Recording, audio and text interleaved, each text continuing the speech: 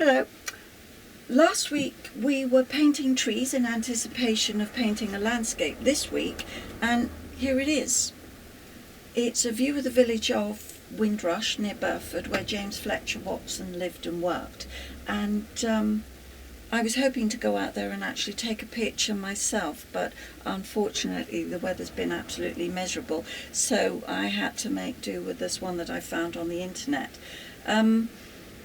It's not ideal, it's not exactly what I wanted, but that's quite useful because it means that I can change it to suit me, and it stops me being a slave to the photograph itself.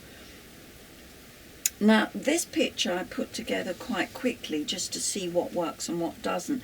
I didn't draw, so it's not of the same proportions as the photograph, and you can see that there are some things that are very different.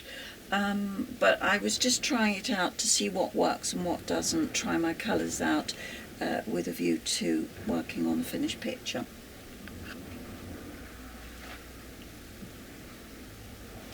Right, working on a picture like this, it's important to divide it up into distance, middle distance and foreground. And starting from the top here, I think I'll make the sky quite a lot looser than in the photograph. In the photograph it's pretty much like a flat wash, but I'd like to give it a bit more character, so maybe French ultramarine with a little bit of light red and leaving some spaces for the clouds, and just so there's more going on really.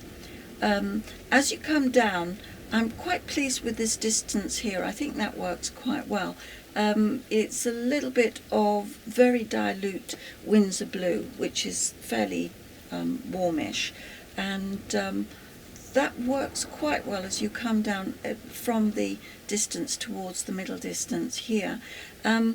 If you have a tendency to feel the need to put too much detail in, it really helps if you just look at the photograph as if you were actually there and screw your eyes up, so it simplifies everything, and then you won't feel the need to put in every tree and every house.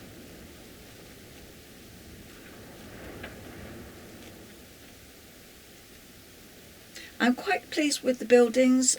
This one, I didn't do any drawing for this, so this building here should be a lot smaller. I simplified here because there are windows, and I thought it was too much detail on the edge of the picture, which sort of pulls your interest away from the centre, so I think it works better without. In the foreground, I'd prefer it to be a lot lighter and more translucent. I think the difficult bit, or probably the most difficult bit of the picture, is this big green bit in the middle where it seems a relentless area of just green trees. And the thing to do is to break it up as much as you can into separate trees and try and get a little bit of shape in there. I think this works quite well here, where you have the counterpoint of the dark of the tree against the light of the building, and that's quite interesting too. But generally I'd like it to be more spontaneous and more translucent and a lot lighter. In the foreground, a lot more white showing, I think would work fairly well. I better go off and do some drawing then.